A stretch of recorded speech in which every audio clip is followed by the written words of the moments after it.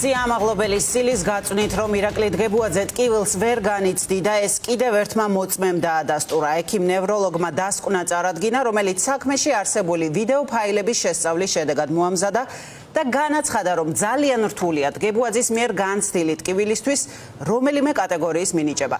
პათუმელების დამფუძნებლის პროცესი დღეს პოლიციელების განსაკუთრებული მზაობის ფონზე დაიწყო. დღეს პირველად გადაიკეთა სასამართლოსთან ქუჩა და მზიას კოლეგებს პოლიციის კორდონმა შესასვლელთან დადგომის უფლება არ მისცა. საქმეში მოწმეების გამოკითხვის ეტაპი დასრულდა, პროკურორი უკვე დასკვნით სიტყვას წარმოთქვამს. რამდენიმე დღეში სავარაუდოდ მოსამართლე ნინო სახელაშვილი განაჩენსაც გამოაცხადებს. თამარ დემეტრაშვილი მოგვიყვება, რა ხდება პროცესზე და როგორ მიმდინარეობდა განხილვა. ბათუმის პოლიციის უფროს სილის გაწვნის შემდეგ არ ჰქონდა ტკივილის განცდის ობიექტური ნიშნები. ეს დასკვნა მზიამაღლობელის პროცესზე ექიმმა ნევროლოგმა გააკეთა. მედიკოსი დღევანდელ სხდომაზე დაცვის მხარის მოწმე იყო და ჩვენებაც მისცა.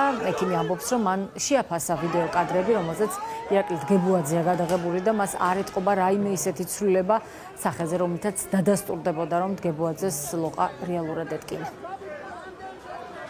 არც ერთი ობიექტური ნიშანი არ გვაქვს დარტყმის პროცესში, რომ მან ირაკლი დგებუაძემ განიცადა ტკივილი. მეორე კადრი ვნახე, როდესაც აჩვენებენ ბატონი დგებუაძის სახეს.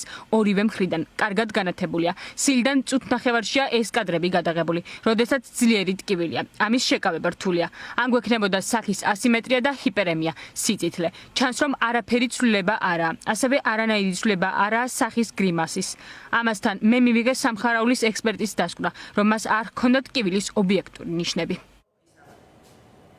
გარდა იმისა, რომ ირაკლი დგებუაძეს სახის გამომეტყველება განცდილ ტკივილზე არ მიუთითებს, ექიმის თქმით, საქმეში არის მტკიცებულებები, რომლითაც დასტურდება, რომ მზიამაღლობელს სილის გარტყმის მომენტში ხელის ტკიოდა. შესაბამისად, ექიმი ნევროლოგი ადასტურებს, რომ ამ პირობებში მისი დარტყმა ვერ იქნებოდა ძლიერი.